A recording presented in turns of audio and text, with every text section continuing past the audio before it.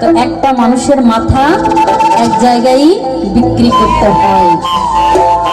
এ দরবারে একটু গেলাম, সে দরবারে একটু গেলাম, এভাবে তো হয় না। একটা মানুষের পায়রাবি করতে হয়, সেখান থেকেই মালিক দিয়ে দেয়। ধন্য ধন্য মেরা, ধন্য ধন্য মেরা, ধন্য ধন্য মেরা সিলসিলা।